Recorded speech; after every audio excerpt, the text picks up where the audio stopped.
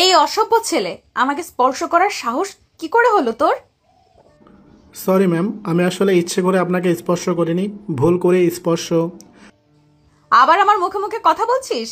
একটা থাপ্পড় দিয়ে গালের সব কটা দাঁত ফেলে দেবো, অসভ্য। আরে ম্যাম, আপনি আমার উপর এমন অযথা রিয়েক্ট করছেন কেন? আমি কি ইচ্ছে করে কিছু করেছি নাকি? তোদের মতো ছেলেদের আমার খুব ভালো করে চেনা আছে। তোরা ইচ্ছে করে গায়ের উপর উঠে এসে মেয়েদের সাথে। এই শার্ট আপ। নিজেকে দেখেছেন আয়নায়? এই রূপ নিয়ে আবার প্রত্যাশা করে কেউ ইচ্ছে করে এসে ধাক্কা খাবে, মানে আজব। সরুন সামনে থেকে, অসহ্য। অয়নের ঝাড়ি খেয়ে অনু খানিকটা থমকে গেল। কলেজে এসে ক্যাম্পাসে বসে অনেক সময় ধরে আড্ডা মারার পর অনু ক্লাসে আসার জন্য সিঁড়ি দিয়ে উঠতে লাগলো। একটু অসাবধানতা তো আছেই। অনু খেয়াল করতে পারেনি তার সামনে কে আছে। অনু ক্লাসের দিকে এগিয়ে যেতে আচমকা অনুর সামনে চলে আসে অনুর ক্লাসমেট অয়ন। অয়নকে আচমকা নিজের সামনে এমন করে আসতে দেখে অনু আর নিজের তাল সামলাতে পারেনি। হকচকিয়ে গিয়ে অয়নের সাথে আচমকা ধাক্কা লেগে যায় অনুর। অনুর সাথে ধাক্কা খেয়ে অয়ন অনুকে সেভ করার জন্য নিজের হাত বাড়িয়ে দিতেই অয়নের হাত গিয়ে পড়ে অনুর কোমরে। অনুর নরম শরীরের ধাক্কা আর অয়নের হাতের স্পর্শ অনুর শরীরে পড়তেই অয়নের ভিতর এক অদ্ভুত ভালো লাগা কাজ করে। তবে সেটা একান্ত অয়নের ভিতর কাজ করেছে, অনুর মাঝে কিছুই কাজ করেনি। অনু অয়নের এমন কাজে রেগে বোম হয়ে যায়। রাগে গজগজ করে উঠে অনু অয়নকে ছাড়ি মারে। অয়ন অনুর ছাড়ি খেয়ে অনুকে রিটার্ন ছাড়ি মারতেই অনু নিশ্চুপ হয়ে যায়। অয়নের দিকে অগ্নিদৃষ্টিতে খানিক সময় তাকিয়ে থেকে অনু বিড়বিড় করে অয়নকে বলে, তোকে আমি দেখে নিব। আমি কি জিনিস সেটা তোকে আমি হাড়ে হাড়ে বোঝাবো। আরে যাও যাও, যা পারো করে নিও, আমিও দেখবো কি করতে পারো তুমি। অয়নের দিকে মুখ ঝামটা মেরে অনু হনহন করে চলে যায় ক্লাসের দিকে। অয়ন ঘাড় ঘুরিয়ে অনুর চলে যাওয়ার দিকে এক দৃষ্টিতে তাকিয়ে থাকে।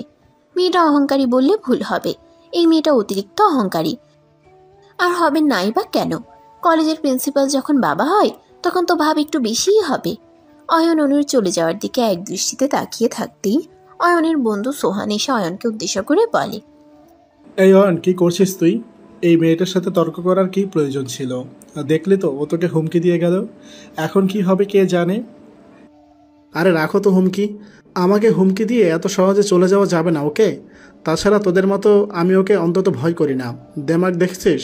ওর এই দেমাগ যদি আমি না কমাতে পারি তবে আমার নামও অয়ন চৌধুরী নয়। কি? এই কি করবি তুই? সত্যি করে বল আমায়। আমি কি করব সেটা না হয় একটু পরেই দেখে নিস। এখন বেশি কথা না বলে চল ক্লাসে। ক্লাস করে আবার প্রিন্সিপালের ক্লাস নিতে হবে। অয়ন নিজের বন্ধু সোহানকে নিয়ে চলে যায় ক্লাস করতে। অয়ন সোহানকে নিয়ে ক্লাসে চলে যেতেই দেখতে পেল অনু নিজের বান্ধবীদের সাথে বসে গল্প করছে। গল্প বলতে অয়নকে নিয়েই কথা বলছে। অয়ন খুব ভালো করেই জানে আজকের ঘটনার পর অনু শান্ত হয়ে বসে থাকবে না। অনু এর বিরুদ্ধে একটা না একটা ব্যবস্থা ঠিকই নেবে। অয়ন অনুকে নিয়ে সেসব চিন্তা মাথা থেকে ঝেড়ে ফেলে দিল। একটা লম্বা নিঃশ্বাস ফেলে অয়ন ক্লাস করতে মন দিল। ক্লাসে টিচার এসে পড়েছে। এখন এসব ফালতু বিষয় নিয়ে ভাবার মতো সময় বা ইচ্ছে কোনোটাই অয়নের নেই। অয়ন নিজের মতো করে চিন্তা করতে পছন্দ করে। অয়ন মন দিয়ে ক্লাস শেষ করলো। ক্লাস চলাকালীন সময়ের মধ্যেই প্রিন্সিপালের চেম্বার থেকে অয়নের ডাক পড়ে। অয়ন ঠিক বুঝতে পেরেছে যে কেন প্রিন্সিপাল তাকে খুঁজতেছে।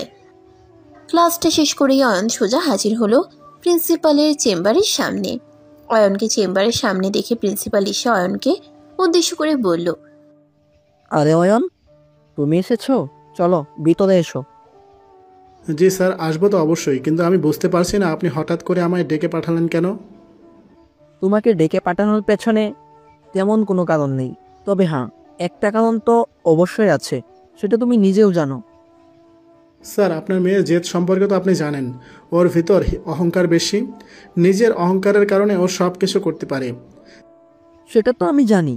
আর বাবা আমিও এই বিষয়টা নিয়ে ভীষণ চিন্তায় আছি। কি করব কিছু বুঝে উঠতে পারছি না আমি। কিছু করতে হবে না। আপনি আপনার মেয়ের দায়িত্বটা আমার উপর ছেড়ে দিন, আমি দেখছি ওকে কি করে ঠিক করা যায়।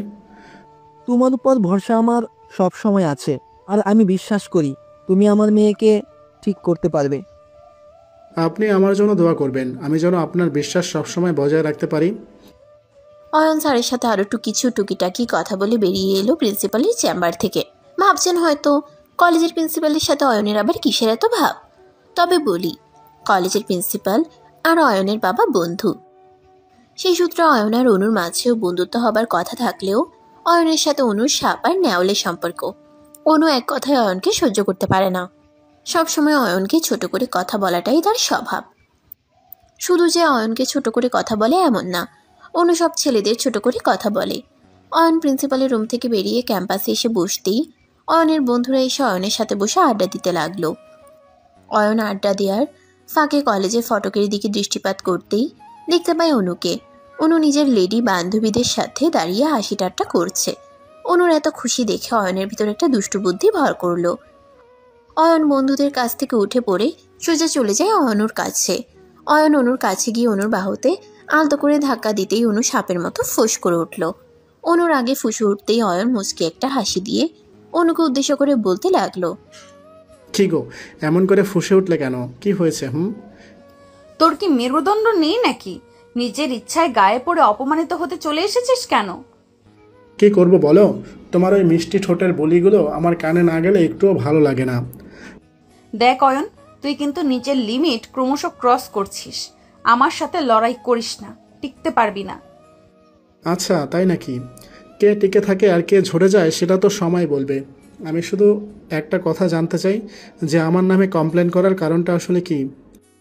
কেন, তোর স্যার তোকে বলেনি কেন? উফ, আমি না মেয়েদের ভীষণ সম্মান করি, কিন্তু একটা কথা মাথায় রাখো, মেয়েদের করি সম্মান, কোনো গুন্ডিকে না। গুন্ডি মানে? এই তুই কাকে গুন্ডি বলেছিস আবার বল। এখানে মেয়ে হয়ে ছেলেদের মতো দেমাগ তো তুমি নিজেই দেখাচ্ছ, তার মানে তো দাঁড়ায় কথাটা আমিই তোমাকে বলেছি। অয়ন কথাটা বলতেই অনুর ইগো হাট হলো। অনুর আগে গজগজ করে উঠে অয়নকে চড় মারতে নিয়ে নিজের হাত উপরে তুলতেই অয়ন দুম করে অনুর হাত ধরে ফেলল। অনুর হাত অয়ন ধরে ফেলতেই অনু নিজের হাত অয়নের হাত থেকে ছাড়িয়ে নেওয়ার চেষ্টা করলো। অয়ন অনুর হাত শক্ত করে ধরে অনুকে উদ্দেশ্য করে বাঁকা একটা হাসি দিয়ে বলল, মেয়েদের এই হাতে আদর ভালোবাসা করাটা মানায়, তা না করে কি না আমার উপর প্রহার করতে যাচ্ছ? এটা কিন্তু মোটেই ঠিক নয় অনু। এই, আমার হাত ছেড়ে দে। আমার রাগ উঠে গেলে কিন্তু আমি তোকে। উফ, তুমি যখন রাগ দেখাও না, কি আর বলবো, তোমাকে দেখতে অনেক বেশি কিউট লাগে, একদম পাগল হয়ে যায় আমি। তোর কপালটা অনেক ভালো যে আমি এখনো তোর সাথে ভালোভাবে কথা বলছি। আমার অতীতের ইতিহাস জানলে তোর মতো ছেলের প্যান্ট। আর নিচে যেও না জান, এত নিচে এখনই নামলে চলবে? সবে তো খেলা শুরু হয়েছে, দেখো আগে আগে হতা হে কেয়া। আসছি এখন, কেমন? অয়ন নিজের কথাটা শেষ করার সাথে সাথে অনুর গালের উপর নিজের ঠোঁটজোড়া ছুঁয়ে দিয়ে ভালোবাসার পরও সেঁকে দিল অনুর গালের উপরে। অনু অয়নের ঠোঁটে চুমো খেয়ে ভীষণ রকম রেগে গেল। অনু অয়নকে তো মোটেও সহ্য করতে পারে না। তার উপর অয়ন সবসময় ইচ্ছে করেই অনুর সাথে গায়ে পড়ে ঝগড়া করতে চলে আসে। অনু কি করে যে এই অয়নের হাত থেকে বাঁচবে সেটা অনু নিজেও জানে না। অনু আর চিন্তা করতে পারছে না। খানিক রাগ করে হনহন করে অনু চলে যায় নিজের বাড়িতে। আজ বিকেলে অনুর বান্ধবীর বার্থডে পার্টি আছে, আর সেখানে পুরো কলেজের সবাই আসবে। অনু নির্দিষ্ট সময়ে রেডি হয়ে চলে যায় পার্টিতে। অয়নও পার্টিতে সময় মতোই চলে আসে। অয়ন পার্টিতে আসতেই কোথাও অনুকে দেখতে পায় না। অয়ন অনুকে দেখতে না পেয়ে এদিক ওদিক খোঁজাখুঁজি করতে শুরু করলো। এমন সময় আচমকা অয়ন কিছু লোকের কণ্ঠস্বর শুনতে পেল, যা অয়নের কাছে মোটেও সুবিধার মনে হলো না। অয়ন ঠায় দাঁড়িয়ে পড়তেই একটা ছেলে অয়নের দিকে এগিয়ে এসে অয়নকে উদ্দেশ্য করে বলল, কে রে শালা, কি চাই এখানে? ভেতরে তোরা কে কে আছিস? ভিতরে কে কে আছে সেটা জেনে তোর কি লাভ? এখান থেকে কেটে পড়, চল। দরজাটা খুলে দে, আমি দেখে চলে যাব। এই মিরাজ, গিয়ে দেখ তো মালটাকে, আমরা এটাকে ততক্ষণে খেয়ে নেই। ছেলেটার কথাটা শেষ হতেই অয়নের কানে আসলো অনুর গোঙানোর শব্দ। অনুর কণ্ঠস্বরটা কানে আসতেই অয়ন নিশ্চিত হলো এখানে নিশ্চয়ই কিছু খারাপ হতে চলেছে। অয়ন আর অপেক্ষা করল না। অয়ন সজোরে দরজার উপর লাথি মারতেই দরজাটা ভেঙে গেল। দরজাটা ভেঙে যেতে অয়নের চোখে যা দেখল তার জন্য অয়ন মোটেও প্রস্তুত ছিল না। অয়ন দেখতে পেল ছেলে চারটা মিলে অনুর সাথে জোর করছে। এই দৃশ্যটা দেখার পর অয়নের রক্ত মাথায় উঠে যায়। অয়ন রাগের মাথায় একটা লাঠি হাতে নিয়ে ছেলেগুলোর দিকে তেড়ে গিয়ে সজোরে আঘাত করতে লাগলো ছেলেগুলোকে। ছেলেগুলো অয়নকে মারতে উদ্ধত হয়েছে, তবে অয়নের সাথে পেরে উঠছে না তারা। প্রতিটা ছেলে মারাত্মকভাবে ড্রাঙ্ক ছিল। অয়ন বেধড়ক মারধর করলো ছেলেগুলোকে। এক পর্যায়ে অয়নের সব বন্ধুরাও ছুটে চলে আসলো সেই রুমে। তারপর অয়ন ছেলেগুলোকে ওদের হাতে দিয়ে অনুর হাত পায়ের বাঁধন খুলে দিল। অয়ন অনুর মুখের বাঁধন খুলে দিতেই অনু অয়নকে অবাক করে দিয়ে অয়নকে শক্ত করে জড়িয়ে ধরে চিৎকার করে কান্না করে দিয়ে অয়নকে উদ্দেশ্য করে বলতে লাগলো, আমাকে ক্ষমা করে দাও অয়ন, আমি অনেক বাজে ব্যবহার করেছি তোমার সাথে। আজ তোমার কারণে আমি বেঁচে আছি, আমাকে ক্ষমা করে দাও প্লিজ। আরে ধুর, কি যে বলো না তুমি। হয়েছে, আর কান্না করো না, সব কিছু এখন ঠিক আছে, তুমি এখন নিরাপদে আছো। অয়ন, আমাকে মন থেকে ক্ষমা করে দাও, আর কখনো আমি তোমার সাথে বাজে ব্যবহার করব না। এই পাগলি, কিসের জন্য বারবার ক্ষমা চাচ্ছ? আমার তোমায় নিয়ে কোনো অভিযোগ করেছি কি? করিনি তো। আমি তোমাকে অনেক আগেই ক্ষমা করে দিয়েছি। সত্যি তুমি আমাকে ক্ষমা করে দিয়েছো?